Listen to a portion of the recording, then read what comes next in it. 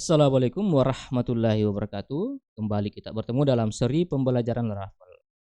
Bagaimana kabar teman-teman semua? Semua dalam keadaan sehat, fit, dan tetap semangat. Pada materi ini kita akan membahas tentang OOP ya, Object Oriented Programming, atau kalau di Indonesia kan pemrograman berorientasi objek. Tapi kita hanya membahas tentang basic saja ya, karena terkait OOP ini cukup panjang. Semoga ini bisa memberikan gambaran atau kerangka berpikir terkait dengan penerapan OOP pada pemrograman Laravel. Ya, biasanya framework PHP itu selalu menggunakan konsep MVC ini. Tidak terkecuali Laravel ya.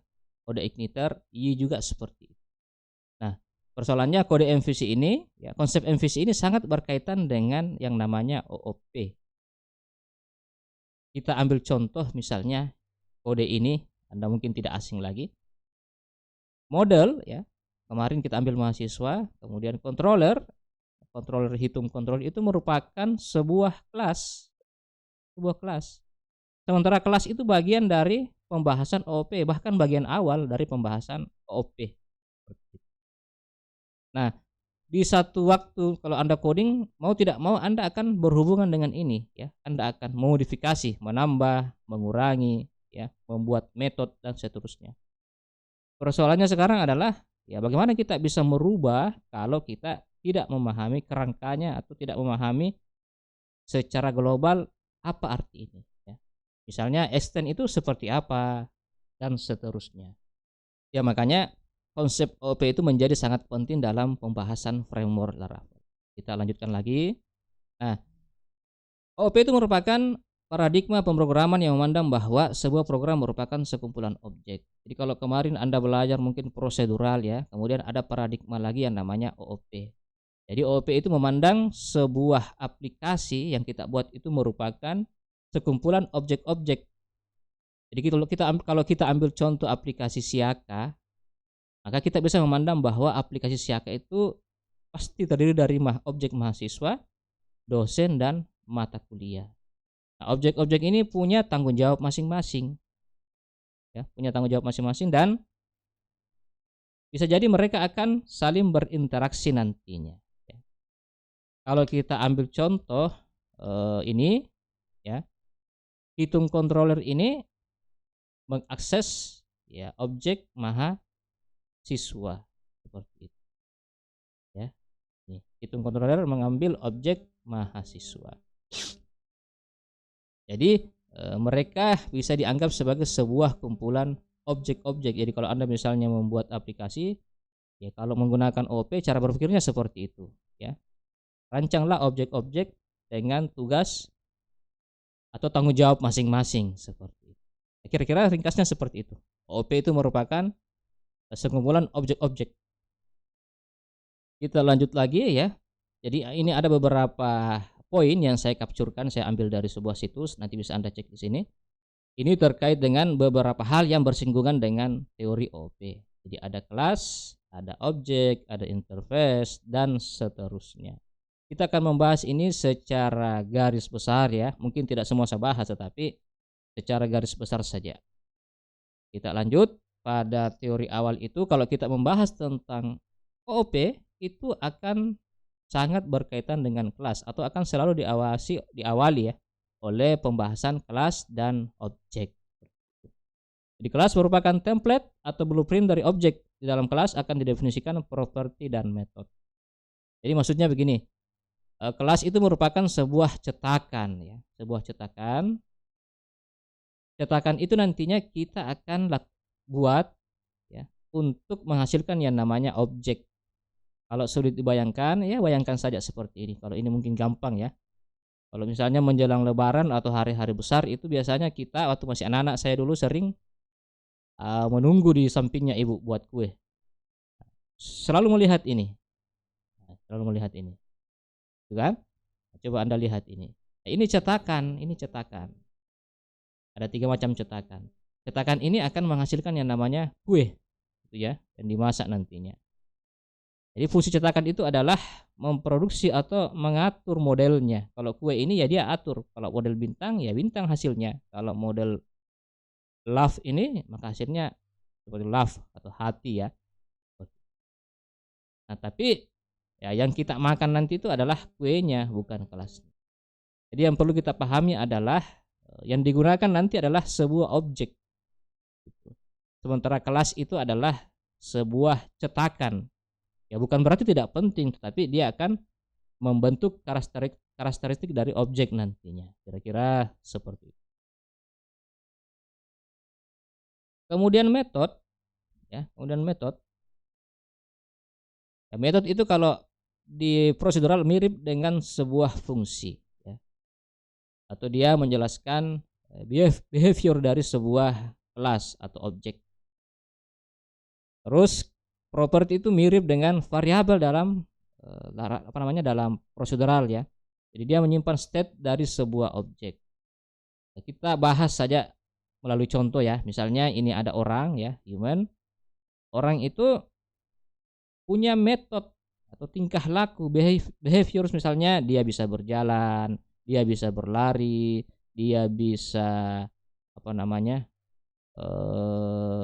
membawa piring misalnya, dia bisa mengendarai dan seterusnya. Jadi hal-hal yang terkait dengan tingkah laku dari manusia itu. Seperti itu. Sementara properti itu terkait dengan ya apa-apa yang melekat padanya. Contohnya misalnya dia punya warna rambut hitam gitu. Dia punya tinggi sekitar 170 misalnya. Dia punya kulit warnanya kecoklatan. Jadi biasanya kalau mau gampang by contoh saja ya, melalui contoh saja. Metode itu biasanya terkait dengan tingkah laku. Kalau misalnya kita bicara mobil, ya mobil itu bisa berjalan. Kalau bicara metodenya ya, metodenya bisa berjalan, bisa berlari, bisa bisa ngerem, gitu kan. Sementara bicara properti, ya, bicara properti itu warnanya hitam mungkin, mereknya mungkin Toyota, atau mungkin dia cc-nya berapa dan seterusnya. Semoga contoh ini bisa memberikan gambaran ya. Kalau bicara hewan, ya hewan mungkin bisa bisa menggonggong gitu kalau anjing. Kemudian bisa dia bisa berlari. Kemudian dia bisa menyerang kalau diganggu kan. Itu tingkah lakunya. Karakternya atau propertinya ya mungkin dia warnanya kuning, mungkin dia tinggi gitu ya, mungkin dia punya kuku panjang. Nah, itu bisa dikatakan sebagai properti atau menjelaskan tentang state dari kelas-kelas yang dibahas seperti itu. Baik, mari kita membahasnya melalui contoh coding ya. Nah, yang pertama adalah kita akan membuat sebuah kelas, karena kelas itu cetakan, maka dialah yang dibuat pertama kali. Ini adalah sebuah kelas kosong ya. Hierarkinya sederhana. Dia diawali oleh kata kelas. Jadi kelas ini keyword, tidak bisa lagi diganggu. Tidak bisa lagi diganggu. Kemudian ini ada nama kelasnya. Nama kelas itu Anda yang menentukan. Bisa nama hewan, bukan nama hewan sih, bisa hewan, bisa kelas buku, bisa kelas human, dan seterusnya. Jadi ini Anda bisa rubah ya. Tapi ini adalah sebuah ketentuan atau keywordnya namanya. Kemudian kelas itu akan dibuka dan ditutup. Nah, disinilah kita akan menuliskan metode dan propertinya. Kita lanjut ke berikutnya. Ini lebih lengkap sedikit ya. Jadi ini kode terkait dengan kelas. Ada kelas yang bernama human. Kemudian ini ada properti. Jadi namanya manusia itu bisa jadi punya email dan alamat. Kemudian ada metode. Metode itu akan melakukan verifikasi, kemudian mengirim email. Ya. Jadi bayangkan ini mirip variabel. Ya. Ini variabel. Metode itu sama dengan fungsi. Biasanya kalau kita buat fungsi itu selalu ada pembuka, ada penutup, ada tanda ini juga. Ya. Buka kurung, tutup kurung. Ini juga busur panah buka, tutup. Jadi sangat mudah untuk membedakan antara properti dan metode dalam PHP ya. Kentara sekali itu. Biasanya kalau metode itu ada kurung di sini. Pembuka, penutup. Ya. Ini bisa terisi, bisa tidak ya. Namanya parameternya ya. Kemudian kalau properti itu ya tentara, ada tanda dolarnya, kemudian biasanya ada diawali kata public, private, protected, ya protected dan seterusnya. Jadi ini contoh lengkap dari sebuah kelas. Ya, kalau kita mau centang-centang ini kelas human, oke sudah ada. Kemudian dia punya properti namanya email, alamat. Dia punya metode dua, ada metode verify dan ada send email.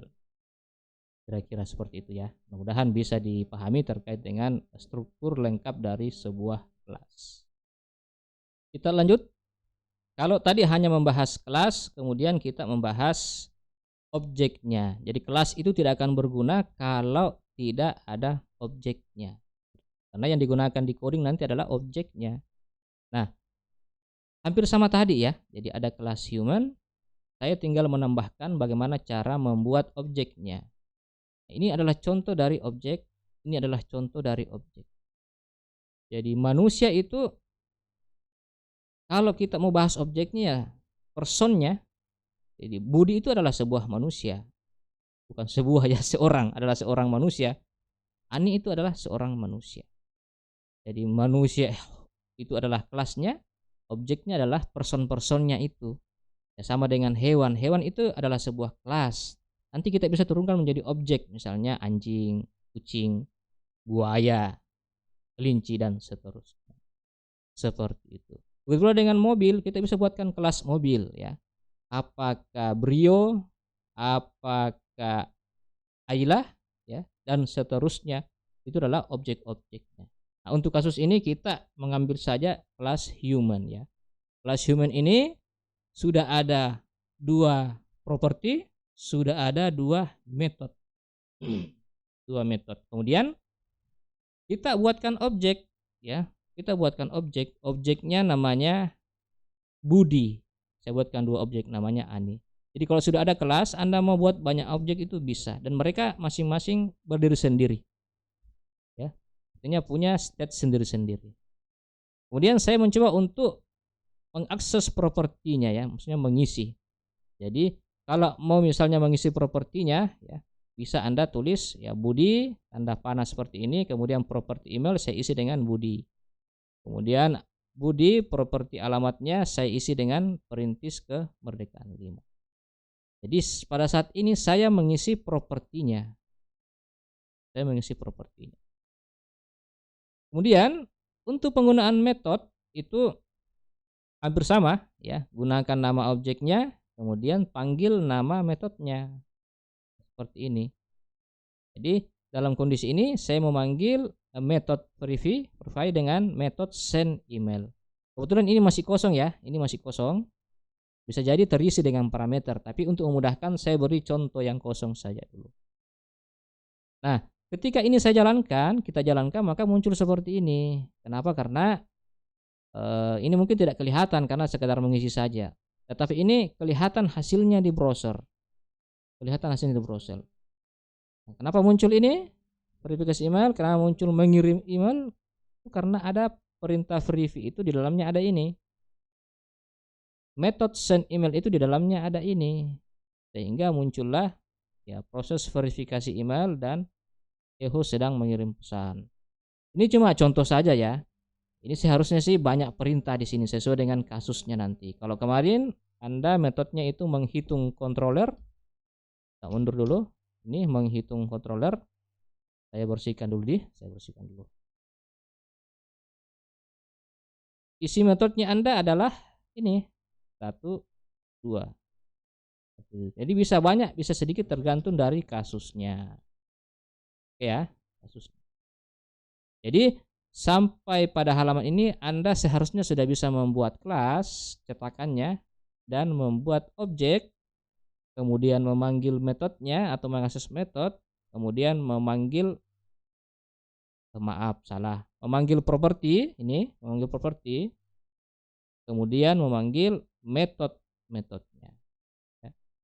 Kalau kita analogikan tadi, jadi cetakan ini adalah kelas human. Kemudian hasil cetakan ini yang kita makan, yang kita tunggu-tunggu adalah objeknya. Kira-kira seperti itu. Untuk kodenya nanti tidak usah khawatir, saya akan memberikan kode lengkap semuanya terkait dengan materi ini pada deskripsi di materi kita. Ya, jadi nanti dicek saja di deskripsinya, akan saya berikan link terkait dengan kode-kode ini. Kita lanjut lagi ke pewarisan. Ya, ternyata bukan cuma manusia yang bisa mewariskan ya, jadi kelas juga bisa mewariskan. Nah, terkait dengan pewarisan ini itu cukup sederhana juga sebenarnya ya. Prinsipnya adalah kita membuat kelas induk ya, namanya contoh ini kasusnya human. Kemudian ada kelas anak namanya dosen. Kemudian kita membuat objek dari anaknya ya. Jadi kalau Anda membuat pewarisan nanti ya, Anda punya namanya objek induk. Maksudnya kelas induk. Kemudian ada kelas dosen. Objeknya lah. Jadi objek ini yang kita buatkan, objeknya itu adalah anaknya atau kelas dosen. Jadi bukan induknya seperti ya, bukan induknya. Contoh misalnya seperti ini. Saya bersihkan layarnya dulu biar gampang. Contoh misalnya ini kelas induk ini kelas induk. Ya, ini kelas induk. Kelas induk ini punya sama tadi, punya dua properti, punya dua metode.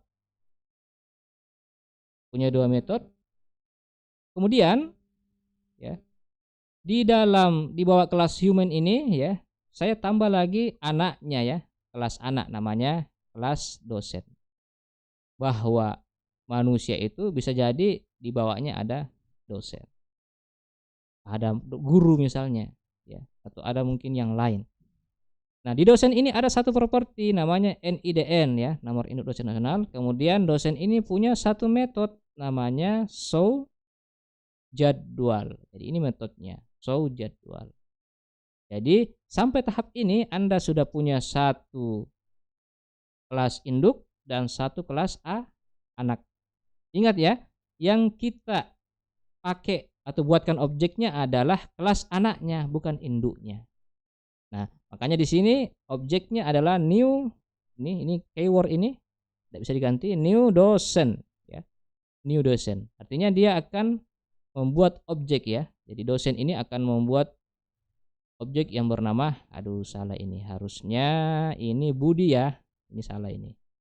Harusnya ini Budi, seperti itu. Jadi dari dosen itu kita membuat objek atau namanya instansiasi yang bernama Budi. Budi. Nah, Budi bisa menggunakan email ini, bisa menggunakan email dari kelas human. Budi bisa menggunakan alamat dari kelas human. Kemudian Budi bisa melakukan verify ini dari kelas human metodenya. Budi bisa menggunakan metode send email dari human. Ya. Kemudian ada tambahan properti baru, show jadwal. Bukan dari human, tetapi diambil dari metode kelas dosen. Artinya apa? Namanya warisan itu ya ada tambahan ya. Jadi yang tadinya ini punya harta, ya human punya harta, dosen punya harta, itu dua-duanya diambil oleh turunannya atau objeknya. Jadi kalau menggunakan konsep pewarisan, ya metode properti dari kelas induk ini, dari kelas induk, serta metode dan properti dari kelas dosen itu bisa digunakan oleh objeknya. Nah, ada satu kata kunci yang penting di sini adalah pada pembuatan kelas anak itu diikuti dengan kata extends. Ini menjadi penting nanti. Ya, saya akan perlihatkan di kode real Laravelnya. Jadi extend human artinya apa? Kelas dosen ini ya menginduk kepada kelas human. Seperti itu. Ya, atau kelas human nanti adalah anak dari turunan dari kelas dosen. Nah, pewarisan memungkinkan kelas turunan, ya, maksudnya kelas turunan itu ini kelas dosen. Kelas turunan menggunakan properti dan metode dari kelas induk. Buktinya adalah Budi ini yang tadinya tidak memiliki ini show jadwal, tetapi bisa menggunakan propertinya sendiri dari kelasnya show jadwal, kemudian ditambah metode atau properti dari induknya. verify dan send email. Nah, terkait dengan pemrosesan ini semoga bisa dipahami ya. Ya, tadi saya ada kesalahan ya. Jadi untuk membuat objek dari kelas human itu bisa sebenarnya. Jadi objek langsung ke human bisa. Tetapi dalam kasus ini kita objeknya itu dibuat atau bersumber dari kelas dosen. Kita lanjut ke materi berikutnya terkait dengan kelas abstrak. Kelas abstrak ini juga digunakan dalam konsep framework Laravel. Nah, kelas abstrak itu adalah sebuah kelas, namanya kelas kosong, yang dalam tanda kutip dia kalau kita mau pakai ini dia akan memaksa kita. Memaksa apa nanti kita bahas. Nah, yang pertama adalah untuk membuat kelas abstrak itu ya ada juga parent-nya ya. Ada parent-nya. Jadi ada induknya ya, ada induknya. Kemudian induknya berikutnya ada anaknya. Childnya, ada anaknya. Kemudian ada objek ya, ada objek. Nah, yang menjadi poin penting adalah objek itu tidak dibuat dari induknya langsung. Jadi tidak boleh kita membuat objek misalnya new, ini ada kelas abstrak. Tidak boleh kita membuat objek langsung dari kelas abstraknya. Seperti ini ya. Jadi objek tombol ini langsung menginduk dari mengambil dari kelas abstrak ya. New tombol ini, new tombol. Tidak bisa. Jadi sebuah kelas abstrak itu tidak boleh langsung diinstansiasi atau tidak boleh langsung dibuatkan objeknya. Seperti itu. Ada maksudnya. Nah, cara yang benar adalah ya, kelas abstrak ini harus dibuatkan anak dulu. Ya, harus di-extend dengan sebuah kelas lain. Misalnya kelas tombol login ini mengextend atau menginduk kepada kelas tombol. Jadi ilustrasinya seperti ini. Jadi tombol login ini kita buat sebuah kelas ya, bukan objek. Tombol login ini kita buat menginduk kepada tombol. Jadi tombol login ini menginduk kepada tombol. Artinya apa? Nah, kenapa dibuat seperti ini? Supaya kelas anak ini dipaksa untuk mengimplementasi metodenya ya, atau menuliskan metode sendiri. Jadi kalau misalnya di kelas abstrak ini ada fungsi, ada metode ya, ada metode abstrak public function tekan, maka di kelas anak itu isi dari metode tekan ini kita harus isi. Saya bersihkan dulu. Jadi ini kita harus tulis kodenya, kita harus isi. Maksudnya ini public function tekan ini, coba Anda lihat ada hubungannya ya ini. Kita yang isi, kita yang coding ini. Kita yang coding. Setelah di coding, barulah objek itu kita buatkan dari kelas anaknya tadi. Jadi tombol itu tidak menginduk ke sini ya. Tetapi dia akan menginduk ke sini. Maksudnya dibuatkan objek dari tombol login. Jadi objek tombol ini dibuatkan objek dari kelas yang bernama tombol login ya. Jangan tertipu ya dengan tulisan karena sama-sama katanya tombol. Jadi ini kelas, jadi nama objeknya namanya tombol, kemudian dibuatkan kelas. Maaf, dia hasil cetakan dari tombol login nih, dari tombol login. Semoga bisa dipahami ya. Nanti kalau misalnya ada yang mau ditanyakan bisa ditanyakan di komentar atau di grup WA. Jadi objek tombol ini ya merupakan hasil cetakan dari tombol login, dari kelas tombol login. Nah, setelah itu kita panggil metodenya ya, tombol tekan. Apa yang terpanggil di sini? Yang terpanggil adalah panggil tombol, maksudnya objek tombol metode tekan. Ya, metode tekan ini. Ini dia. Sehingga dijalankanlah perintah berhasil login. Muncul di browser berhasil login. Itu kira-kira terkait dengan kelas abstrak. Oke, kita lanjut ya. Masih ada beberapa teori, mudah-mudahan tidak bosan ya. Karena materi ini sebenarnya inti dari konsep MVC itu juga. Bukan inti sih, bagian yang sangat penting. Kita lanjut ke konsep yang bernama interface. Nah, interface ini mirip sekali dengan abstrak class. Mirip dengan abstrak ini. Cuma dia itu tidak dimulai dengan kata kelas, tetapi dimulai kata interface. Saya bahas konsepnya dulu.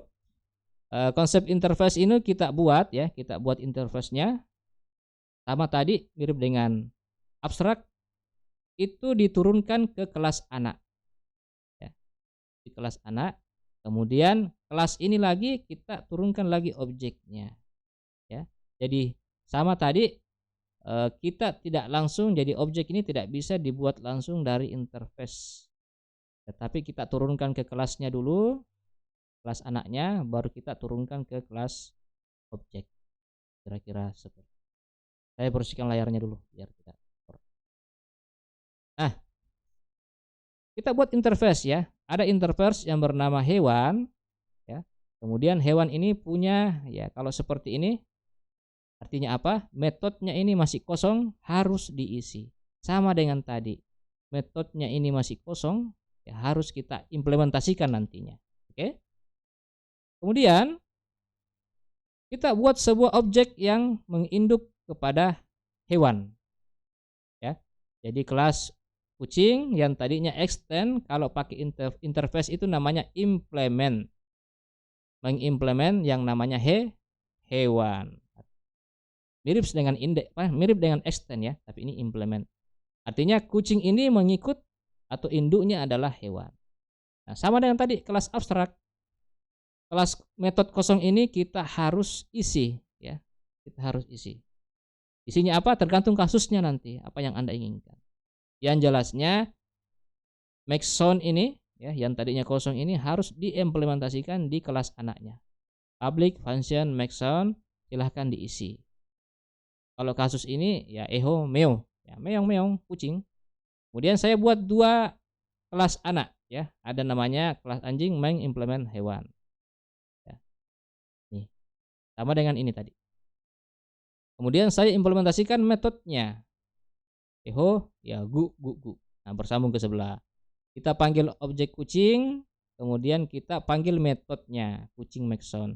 Kita panggil objek anjing, ya bukan panggil, buat ya anjing new kelas anjing, kemudian kita kita panggil metodenya.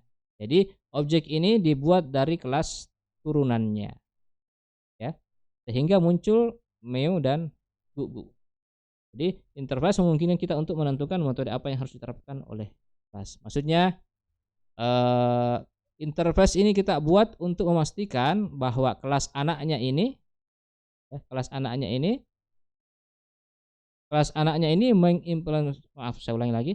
Jadi interface ini dibuat untuk memastikan bahwa kelas anaknya ya, ini kelas kucing ini mengimplementasi apa metode-metode yang ada di hewan ini tadi, di induknya ini.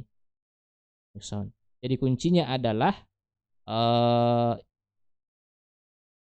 kelas anak ini akan dipaksa untuk mengimplementasi kelas metode make sound ya.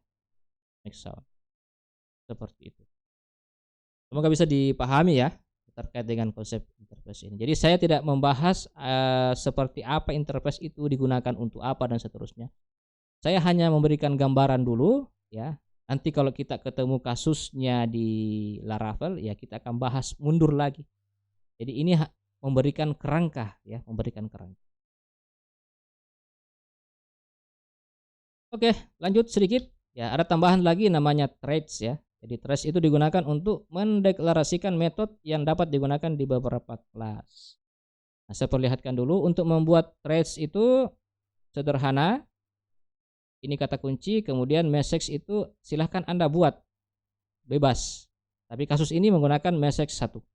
Kemudian thread ini punya satu metode namanya msg1 ya.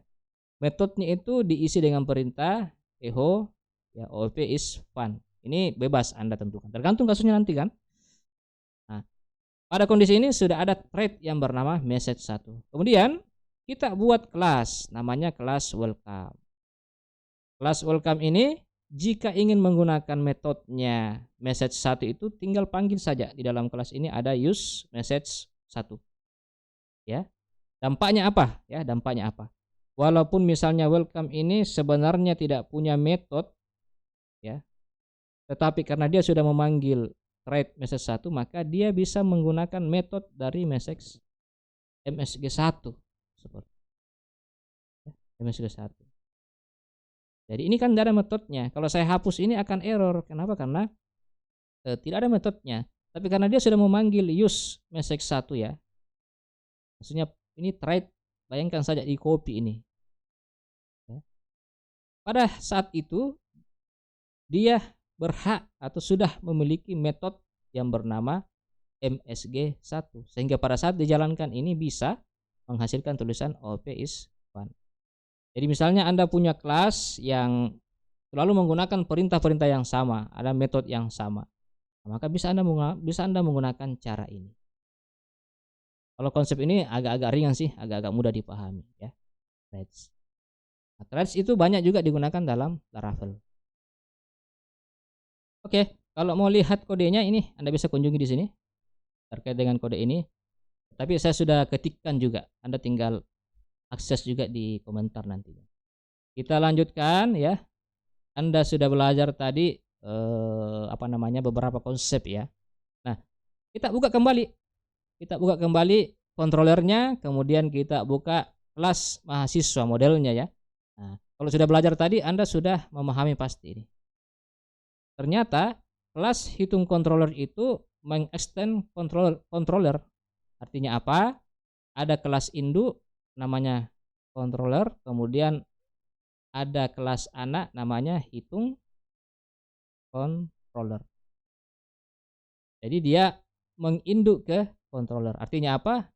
Pada saat itu hitung controller itu sudah bisa menggunakan metode dan properti dari induknya, dari kelas controller. Nanti Anda bisa buka-bukalah seperti itu. Kemudian Anda sudah tahu yang namanya metode. Ternyata ada satu metode ini, ya. Jadi kelas hitung controller ini punya satu metode yang bernama hitung dua bilangan seperti, ya, hitung dua bilangan. Kemudian ini objek, ya. Kemudian ini objeknya. Nah, ini agak-agak aneh perintahnya, baru kita dapat. Nanti kita bahas di pembahasan model seperti itu. Oke? Kalau penasaran, ini saya sudah berikan beberapa contohnya, ya. Beberapa contohnya kita bersihkan ini, kita bersihkan. Coba lihat ini, ya. Kelas dosen mengextend kelas human, ya. Jadi induknya lari ke sini. Ya, sama dengan tadi di controller ini. Kelas hitung controller itu menginduk ke controller. Nah, coba lihat ini, ya. Ada tulisan ini pada model mahasiswa. Kalau ada membuat model itu selalu ada use has factory, ya. Use has factory. Coba lihat ini. Coba lihat ini, ada kotor lagi. Nah, coba lihat ini. Use, anggap saja ini model, ya. Ada use message 1. Berarti sudah paham, ya. Kalau ada melihat ini, oh ini pasti threads, ya. Menggunakan threads. Bagaimana contoh threads di Laravel? Ya, kira-kira seperti ini, ya. Kalau Anda buat model, ya, kemarin sudah buat sih model mahasiswa, ada tulisan use has factory, berarti dia memanggil threads yang bernama has factory. Dampaknya apa? Kelas mahasiswa ini bisa memanggil metode yang ada di has factory. Jadi contohnya ini, ya. Ini ada halaman di Laravel, nanti Anda bisa cek di sini. Saya capture saja. Nah, ini adalah sebuah metode sebenarnya. Ini adalah sebuah metode yang tidak ada di kelas user, ya. Bayangkan saja ini adalah sebuah metode yang tidak ada di kelas mahasiswa. Ya, saya ulangi sekali lagi. Karena apa namanya? Karena mahasiswa ini sudah menggunakan use as factory, maka dia bisa menggunakan metodenya read hash factory ini, ya. Contohnya ya, kita bergeser ke Laravel dulu. Bayangkan saja ini adalah model mahasiswa, ya, model mahasiswa. Mirip dengan inilah. Nah, kemudian karena menggunakan telah memanggil dia namanya hash factory ini, hash factory, maka dia bisa menggunakan metode factory. Jadi aslinya ya, user ini atau mahasiswa tidak punya metode asli yang bernama factory, tapi karena dia memanggil use hash factory, maka dia memiliki, ya, dia memiliki. Kenapa dibuat seperti itu? Karena ya biasanya user mahasiswa, biasanya orang buat program di Laravel itu butuh data, maksudnya data dummy ya, data-data yang diisi acak. Daripada ngetik, maka Laravel buat sebuah perintah yang mengisi secara otomatis data-data itu, ya, data-data itu. Kalau agak bingung, ditahan-tahan saja bingungnya, karena semua teori ini akan kita coba implementasikan nanti di pertemuan-pertemuan berikutnya. Jadi ya jangan khawatir, ya. Tetap kita akan lanjut nantinya. Oke, ada yang saya lupa satu, karena kita sering menggunakan ini ya, namespace selalu ada di sini. Ada namespace. Maka saya ikutkan materi namespace di pertemuan ini ya. Jadi mohon bersabar dulu, jangan langsung pulang atau tidur. Diambil dari buku ini ya, Menyelami Framework Laravel. Saya mengambil definisinya. Namespace adalah semacam ruangan yang memiliki nama. Jadi bayangkan saja seperti ini ilustrasinya. Anda punya dua lemari, bukan dua. Anda punya satu lemari. Lemari ini ada dua raknya, ya, ada dua raknya. Raknya ini untuk menyimpan barang. Ya, anggap saja barangnya ada namanya hitung controller. Di rak yang kedua ada namanya mahasiswa. Raknya ini Anda berikan nama, namanya bebas ya. Anda berikan nama. Kalau kasusnya Laravel dia menggunakan nama ini. Kemudian rak yang kedua app models. Jadi nama raknya ini ya, ini yang biru, ini nama raknya. Nama rak. Di dalam rak ini ada barang ya, ada kelas dan seterusnya. Nah, kalau Anda buat program, misalnya Anda buat controller, barangkali saya perlihatkan saja kodenya nih. Controller, contohnya app http controller hitung controller. Selalu ada ini ya, namespace. Artinya apa? Hitung controller ini ada pada sebuah rak yang bernama app http controller. Ya, saya ulangi. Hitung controller ini ada dalam sebuah rak yang bernama app http controller. Kita coba lanjut ke yang kita buat mahasiswa ya. Ini ada lagi ya. Artinya apa? Mahasiswa ini saya simpan dalam sebuah rak yang bernama namespace, yang bernama app models ya, app models. Oke. Itu contohnya. Kita kembali ke slide. Jadi ada sebuah rak yang bernama atau ruangan yang bernama, kira-kira seperti itu. Jadi kalau Anda lihat kode nanti mau bertanya ini raknya di mana ya? Apa nama raknya? Lihat saja ini, namespace. Nih, namespace. Oke, lanjut. Nah, sehingga kalau kita mau panggil ya, maka kita akan memanggil nama raknya diikuti dengan nama kelasnya. Contoh seperti ini. Kemarin di tugasnya kan, di ujian atau di pembahasan sebelumnya, hitung dua bilangan ini itu memanggil objek yang bernama mahasiswa. Atau inilah yang dimaksud. Ini nih.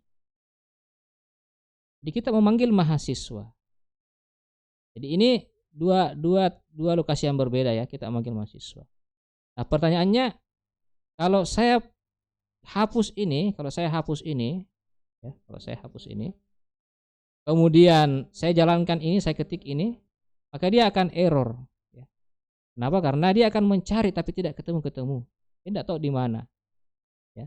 Jadi sama kalau kita menyuruh orang tolong ambilkan saya barang, dia bingung. Tapi kalau saya bilang tolong ambilkan saya barang di lemariku yang rak kedua, cari situ mahasiswa, maka Anda lebih jelas informasinya, ya. Kemungkinan besar akan dapat. Saya bersihkan dulu. Nah, maksudnya begini, kalau Anda tulis ini, ya, berarti Anda mengatakan bahwa saya mau mengambil, ya, saya mau mengambil sesuatu di rak yang bernama app model. Nah, inilah raknya. Ini maksudnya. Ini raknya. Jadi saya mau mengambil barang di sini. Nih. Apa nama barangnya? Namanya mahasiswa. Namanya mahasiswa. Sehingga apa? Pada saat kita memanggil objeknya itu langsung saja dipanggil, selesai. Kalau Anda mau hilangkan ini, Anda tinggal ketik saja di sini app model mahasiswa .2.2 all. Ya, cuma kalau ini beberapa kali kita panggil, ya, mungkin di metode yang lain kita panggil, maka sebaiknya Anda menggunakan perintah use di atas. Seperti itu. Perintah use di atas. Oke, ya. Kita lanjutkan. Nah, sebenarnya terkait dengan teori-teori OOP itu cukup banyak. Tetapi saya tidak ingin membahas terlalu panjang karena saya hanya ingin memberikan kerangka dulu, Jadi saya lebih senang, ya, saya berikan kerangka dulu, walaupun mungkin masih mengawang-awang, tetapi Anda sudah punya kerangka berpikir, Anda sudah paham globalnya. Sehingga nanti kalau kita membahas kasus ke depan, ada yang bersinggungan dengan teori ini, kita akan bahas lagi kembali. Kalau Anda sudah punya kerangka kan enak nanti menjelaskannya. Atau enak nanti Anda belajar mandiri seperti itu. Ya. Jadi kita akan bahas teori-teori ini ketika sudah ada kasus-kasus yang menyinggungnya. Dan jelasnya tadi kan sudah dibahas separuh. Ya, sudah dibahas separuh. Oke, tidak terasa slide-nya sudah selesai, ya. Slide-nya sudah selesai. Untuk mempermantap teori-teori itu nanti kita akan bahas beberapa soal-soal latihan. Jadi saya akan membuat soal-soal yang saya yang jawab. Supaya teori-teori yang kita bahas di pertemuan-pertemuan sebelumnya, controller, model, view itu kita bisa terapkan, ya. Sehingga semakin memperkuat materi kita, pemahaman materi kita yang telah kita bahas sebelumnya. Terkait dengan kode-kodenya, silahkan tunggu nanti di di komentar, saya berikan link terkait dengan kode-kode ini untuk Anda coba. Kode-kode ini, sabar saja, saya akan berikan kode-kode kelasnya, ya. Anda bisa lihat di deskripsi nantinya. Seperti itu. Nah, kalau misalnya materi ini bermanfaat, ya mohon teman-teman untuk like, subscribe, dan share ke teman-temannya. Kemudian jika ada pertanyaan, silahkan sampaikan di komentar. Saya akan berusaha untuk menjawabnya. Terima kasih. Semoga di pertemuan berikutnya kita bisa bertemu kembali dalam kondisi sehat walafiat. Assalamualaikum warahmatullahi wabarakatuh.